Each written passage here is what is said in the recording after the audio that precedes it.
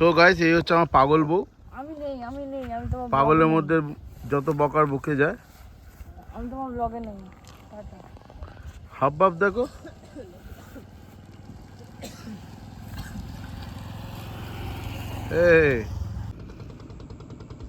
কিন্তু এই নৌকায় চড়ে মজাটা কি পায়?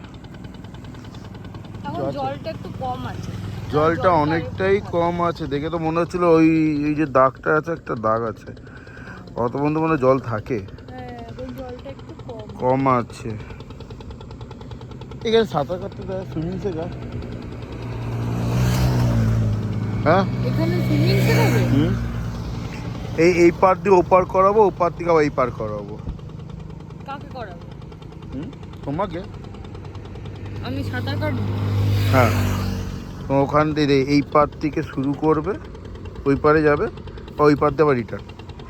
বেশি নাহলে একটা কাজ করা যায়, কাউকে লাগছে কিন্তু না, দাগগুলো দেখো, মনে হচ্ছে একটা জল কি কেটে বেরাচ্ছে, তার পেছন দিয়ে আরেকজন যাচ্ছে, সেও কেটে বেরাচ্ছে, তার পেছনে কেউ নেই, ফাঁকা।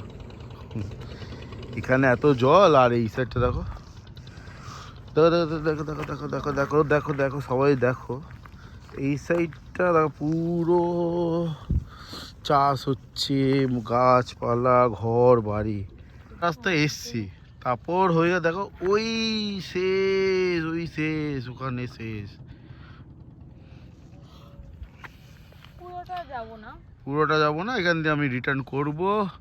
কিন্তু খুশির খবরটা কিরম বলো তো, মানে যারা নতুন না তারা বুঝতেই পারবে না যে বাইক নিয়ে কোথা দিয়ে ঢুকবে।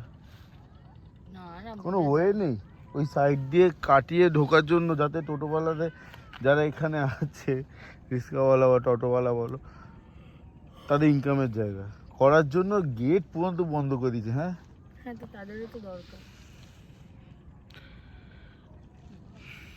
ভালো ব্যাপারটা।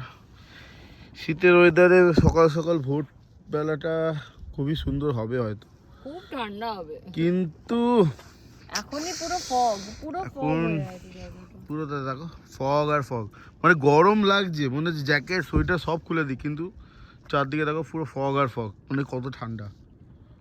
ঠান্ডা আছে, রোদটার জন্য বোঝা যাচ্ছে না, কিন্তু ভালোই ঠান্ডা আছে। খুব ভালো জায়গা। দেখি আর একটু এগিয়ে গিয়ে দেখি কি কি দেখা যেতে পারে।